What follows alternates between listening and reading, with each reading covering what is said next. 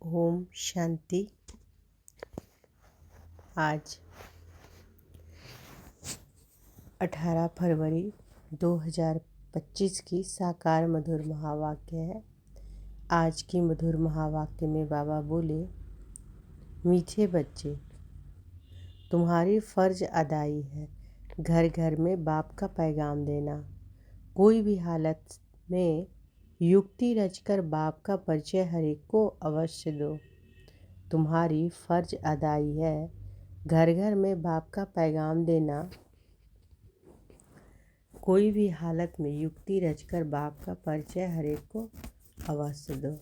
प्रश्न है, तुम बच्चों को किस एक बात का शौक रहना चाहिए?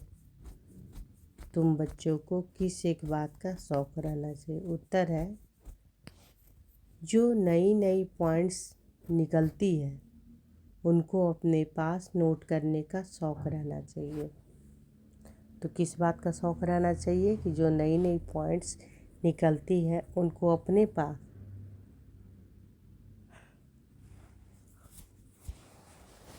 नोट करने का शौक रहना चाहिए, क्योंकि इतनी सब पॉइंट्स याद रहना मुश्किल है।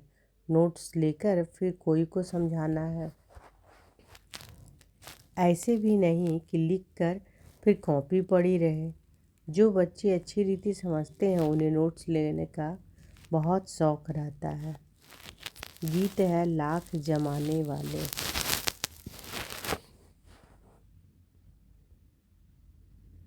तो आज का गीत है,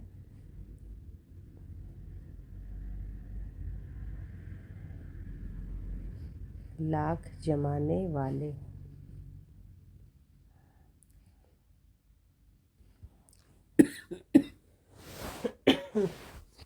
ओम शांति। मीठे मीठे रूहानी बच्चों ने गीत सुना। रूहानी बच्चे या अक्षर एक बाप ही कह सकते हैं। रूहानी बाप बिगर कभी कोई किसी को रूहानी बच्चे कह नहीं सकते। बच्चे जानते हैं कि सब रूहों का एक ही बाप है। हम सब भाई भाई हैं। गाते भी हैं ब्रदरहुड। फिर भी माया भी प्रवेशता ऐसी है जो परमात्मा को सर्वव्यापी कह देते हैं, तो फादरहुड हो पड़ता है।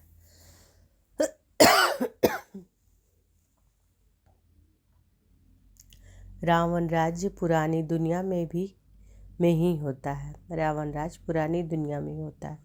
नई दुनिया में राम राज्य अर्थात ईश्वरीय राज्य कहा जाता है। यह समझने की बातें हैं। दो राज्य जरूर है, ईश्वरीय राज्य और आसुरी राज्य। नई दुनिया और पुरानी दुनिया। नई दुनिया जरूर बाप ही रचते हैं। इस दुनिया में मनुष्य नई दुनिया और पुरानी दुनिया को भी नहीं समझते। इस दुनिया में मनुष्य नई दुनिया और पुरानी दुनिया को भी नहीं समझते हैं। गोया कुछ नहीं जानते हैं। तुम भी कुछ नहीं जानते थे, बेसमझ थे। नई सुख की दुनिया कौन स्थापन करता है? फिर पुरानी दुनिया में दुख क्यों होता है? स्वर्ग से नरक कैसे बनता है? यह किसी को भी पता नहीं है।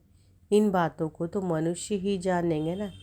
देवताओं के चित्र भी हैं, तो जरूर आदि सनातन देवी देवता का राज्य था।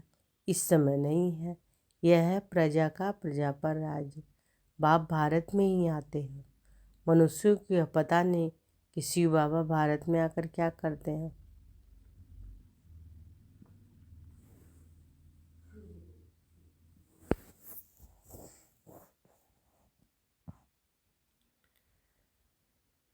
तो बाबा क्या कर रहे हैं?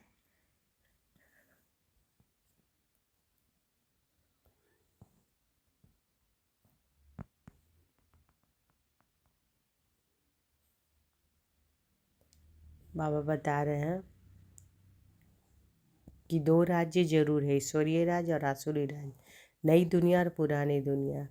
नई दुनिया जरूर बाप ही रचते होंगे। इस दुनिया में मनुष्य नई दुनिया और पुरानी दुनिया को भी नहीं समझते हैं। गोया कुछ नहीं जानते हैं। तुम भी कुछ नहीं जानते थे, बेसमझ थे। नई सुख की दुनिया कौन स्थापन करता है? फिर पुरानी दुनिया में दुख क्यों होता है? स्वर्ग से नरक कैसे बनता है? यह किसी को भी पता नहीं है। इन बातों को तो मनुष्य ही जानेंगे। देवताओं के चित्र भी हैं तो जरूर आदि सनातन देवी देवताओं का राज्य था, इस समय नहीं है। यह है प्रजा का प्रजा पर राज्य। बाप भारत में ही आते हैं। मनुष्यों को यह पता नहीं है कि शिव बाबा भारत में आकर क्या करते हैं। अपने धर्म को ही भूल गए हैं और शिव बाप का ब्रह्मा देवता, विष्णु देवता, शंकर देवता कहा जाता है। फिर कहते हैं शिव परमात्माए नमः। तो तुम बच्चों को त्रिमूर्ति शिव का ही परिचय देना है। ऐसी ऐसी सर्विस करनी है। कोई भी हालत में बाप का परिचय सबको मिले तो बाप से वर्षा ले लेवे। तुम जानते हो कि हम अभी वर्षा ले रहे हैं और भी बहुतों को वर्षा लेना है। हमारे ऊपर फर्ज अदाई है घर घर में बाप का पैगाम देने की। वास्तव में मैसेंजर एक बाप ही है। बाप अपना परिचय तुमको देते हैं, तुमको फिर औरों को बाप का परिचय देना है, बाप की नॉलेज देनी है। मुख्य है त्रिमूर्ति शिव। इनका ही कोट ऑफ आर्म्स भी बनाया है। गवर्नमेंट इसका यथार्थ अर्थ नहीं समझती है।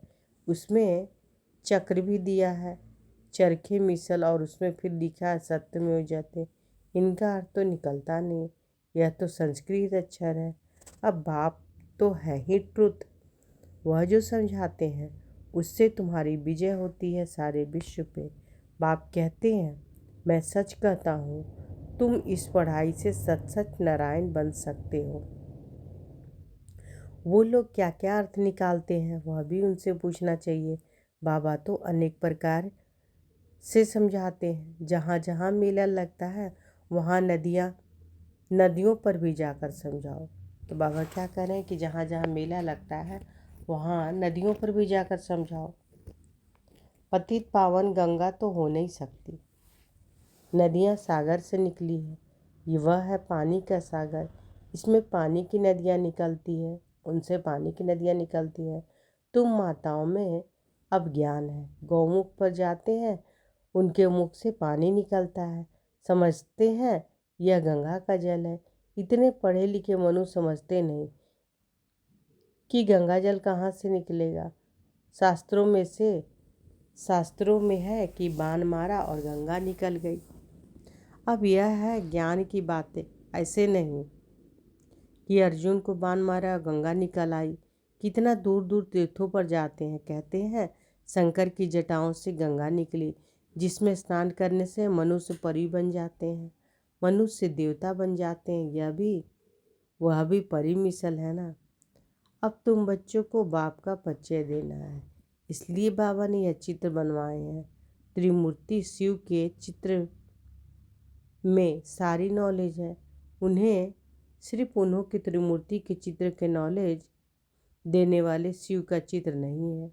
सिर्फ उन्हों के त्रिमूर्ति के चित्र में नॉलेज देने वाले शिव का चित्र नहीं है, नॉलेज लेने वाले का चित्र है। अभी तुम त्रिमूर्ति शिव के चित्र पर समझते हो, ऊपर है नॉलेज देने वाला। ब्रह्मा को उससे नॉलेज मिलती है जो फिर फैलाते हैं। इसको कहा जाता है ईश्वर के धर्म की स्थापना की मशीनरी। यह देवी देवता धर्म बहुत सुख देने वाला है। तुम बच्चों को अपने सत्य धर्म की पहचान मिली है। तुम जानते हो कि हमको भगवान पढ़ाते हैं। तुम कितना खुश होते हो। बाप कहते हैं तुम बच्चों की खुशी का पारावार नहीं होना चाहिए, क्योंकि तुम्हें पढ़ाने वाला स्वयं भगवान है। भगवान तो निराकार शिव है, ना कि श्री कृष्ण। बाप बैठ समझाते हैं सर्व की सदगति दाता एक है। सदगति सदगति सतयुग को कहा जाता है, दुर्गति कलयुग को कहा जाता है। नई दुनिया को नई, पुरानी को पुरानी ही कहेंगे। मनुष्य समझते हैं अभी दुनिया को पुराना होने में 40,000 वर्ष चाहिए। कितना मूंझ पड़े हैं, सिवाय बाप के इन बातों को कोई समझा न सके। बाबा कहते हैं मैं तुम बच्चों को राज्य भाग दे बाकी सबको घर ले जाता हूँ। जो मेरी मत पर चलते हैं वह देवता बन जाते हैं। इन बातों को तुम बच्चों ही जानते हो, नया कोई क्या समझेगा। तुम मालियों का कर्तव्य है बगीचा लगाकर तैयार करना। तुम मालियों का कर्तव्य है बगीचा लगाकर तैयार करना। बागवान तो डायरेक्शन देते हैं, ऐसे नहीं बाबा कोई नए से मिलकर ज्ञान देगा। ऐसा नहीं कि बाबा कोई नयों से मिलकर ज्ञान देगा। यह काम मालियों का है। समझो बाबा कलकत्ते में जाए तो बच्चे समझेंगे हम अपने ऑफिसर को फलाने मित्र को बाबा के पास ले आए। बाबा कहेंगे वह तो समझेंगे कुछ भी नहीं, जैसे बुद्धू को सामने ले आकर बिठाएंगे। इसलिए बाबा कहते हैं नए को अभी बाबा के सामने लेकर नहीं आओ। यह तो तुम मालियों का काम है, ना कि बागवान का। माली का काम है बगीचे को लगाना।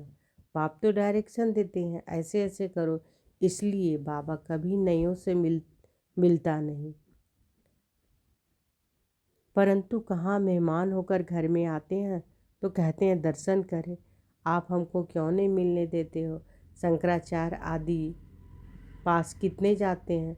आजकल शंकराचार्य का बड़ा मर्तबा है, पढ़े लिखे हैं, फिर भी जन्म तो बेकार से ही लेते हैं ना।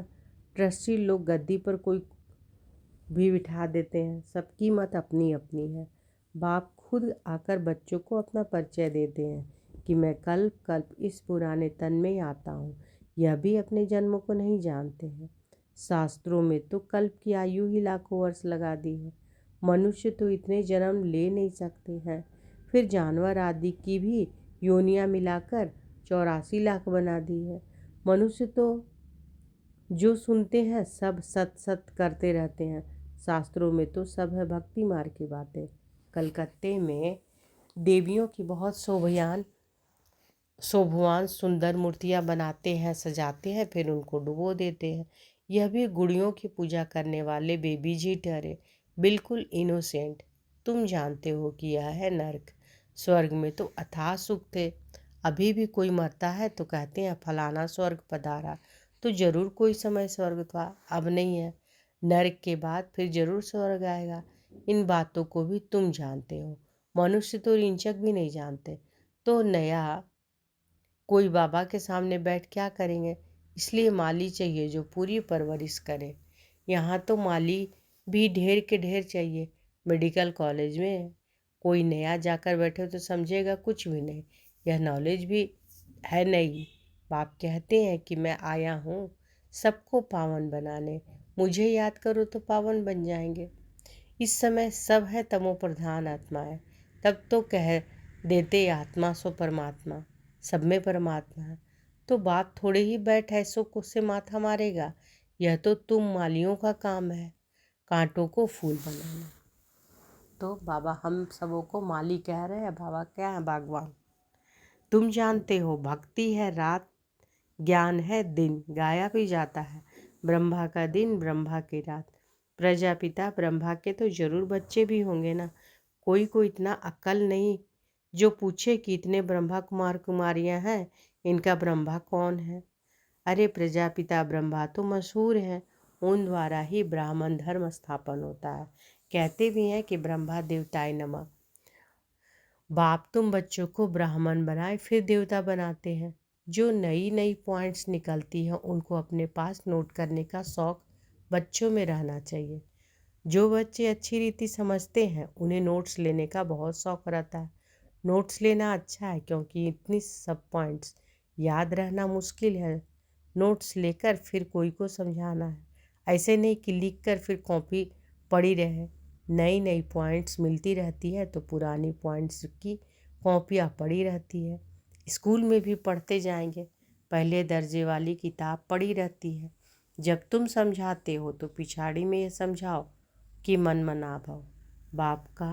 बाप को और सृष्टि चक्र को याद करो। मुख्य बात है मामेकम याद करो। इसको ही योग अग्नि कहा जाता है। भगवान है ज्ञान का सागर, मनुष्य है शास्त्रों का सागर। बाप कोई शास्त्र नहीं सुनाते, वह भी शास्त्र सुना है, तो बाकी भगवान और मनुष्य में फर्क क्या रहा। बाप कहते हैं इन भक्ति मार्ग के शास्त्रों का सार मैं तुमको समझाता हूँ। वह मुरली बजाने वाले सर्प को पकड़ते हैं तो उसके दांत निकाल देते हैं। बाप भी विष पिलाना तुमसे छुड़ा देते हैं, इसी विष से ही मनुष्य पतित बने हैं। बाप कहते हैं इनको छोड़ो, फिर भी छोड़ते नहीं हैं। बाप गोरा बनाते हैं फिर भी गिरकर काला मुंह कर देते हैं। बाप आए हैं तुम बच्चों को ज्ञान चिता पर बिठाने। ज्ञान चिता पर बैठने से तुम विश्व के मालिक जगत जीत बन जाते हैं। तो बाबा क्या कह रहे हैं कि तुम बच्चों को ज्ञान चिता पर बिठाने आए हैं। ज्ञान चिता पर बैठने से तुम विश्व के मालिक जगत जीत बन जाते हैं। अच्छा, मीठे मीठे सिकी लधे बच्चों प्रति माता पिता बाप दादा का याद प्यार और गुड मॉर्निंग। रूहानी बाप की रूहानी बच्चों को नमस्ते। हम रूहानी बच्चों की रूहानी माता पिता बाप दादा को याद प्यार गुड मॉर्निंग और नमस्ते नमस्ते नमस्ते। शुक्रिया बाबा, शुक्रिया।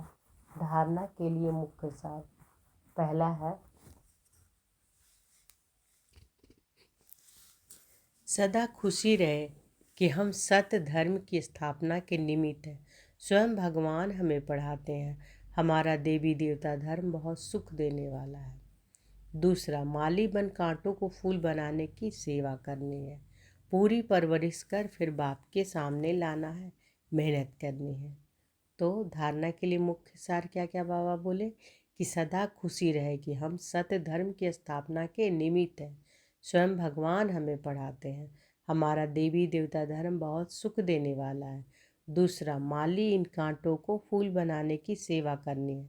माली बन कांटों को फूल बनाने की सेवा करनी है। पूरी परवरिश कर फिर बाप के सामने लाना है, मेहनत करनी है। बाबा ने आज वरदान दिया है तो अनुभव करें कि बाबा का वरद हस्त हमारे सिर पर है। बाबा ने वरदान दिया, पुरानी देह और दुनिया को भूलने वाले बाप दादा के दिल तख्त नशीन भव। पुरानी देह और दुनिया को भूलने वाले बाप दादा के दिल तख्त नशीन भव। संगम युगी श्रेष्ठ आत्माओं का स्थान है ही बाप दादा के दिल तख्त। ऐसा तख्त सारे कल्प में नहीं मिल सकता। विश्व के राज्य का व स्टेट के राज्य का तख्त तो मिलता रहेगा, लेकिन यह तख्त नहीं मिलेगा। यह इतना विशाल तख्त है जो चलो फिरो खाओ सो, लेकिन सदा तख्त नशीन रह सकते हो। जो बच्चे सदा बाप दादा के दिल तख्त नशीन रहते हैं वे इस पुरानी देह व देह की दुनिया से विस्मृत रहते हैं। इसे देखते हुए भी नहीं देखते। स्लोगन है, हद के नाम मान शान के पीछे दौड़ लगाना, अर्थात परछाई के पीछे दौड़ना। हद के नाम मान शान के पीछे दौड़ लगाना, अर्थात परछाई के पीछे दौड़ना। अव्यक्त इशारे एकांत प्रिय बनो, एकता और एकाग्रता को अपनाओ। जैसे कोई भी नई इन्वेंशन अंडरग्राउंड जाने से कर सकते हैं, वैसे आप भी जितना अंडरग्राउंड अर्थात अंतर्मुखी रहेंगे उतना नई नई इन्वेंशन व योजनाएं निकाल सकेंगे। अंडरग्राउंड रहने से एक तो वायुमंडल से बचाव हो जाएगा, दूसरा एकांत प्राप्त होने के कारण मनन शक्ति भी बढ़ेगी, तीसरा कोई भी माया के विघ्नों से सेफ्टी का साधन बन जाता है। तो आज की मधुर महावाक्य में बाबा क्या बोले कि तुम्हारी फर्ज अदाई है घर घर में बाप का पैगाम देना। कोई भी हालत में युक्ति रचकर बाप का परिचय हर एक को अवश्य दो। और बाबा क्या कहते हैं कि जो नई नई पॉइंट्स निकलती हैं, है ना, उसे अपने पास नोट करने का शौक़ रहना चाहिए। इतनी सब पॉइंट्स याद रखना तो मुश्किल है ना, तो नोट्स लेकर फिर कोई को समझा सकते हैं। ऐसा नहीं है कि लिख कर फिर कॉपी पड़ी रहे, वो भी नहीं है। जो बच्चे अच्छी रीति समझते हैं उन्हें नोट्स लेने का बहुत शौक़ रहता है। गीत है लाख जमाने वाले। अच्छा, शुक्रिया बाबा, शुक्रिया। ओम शांति।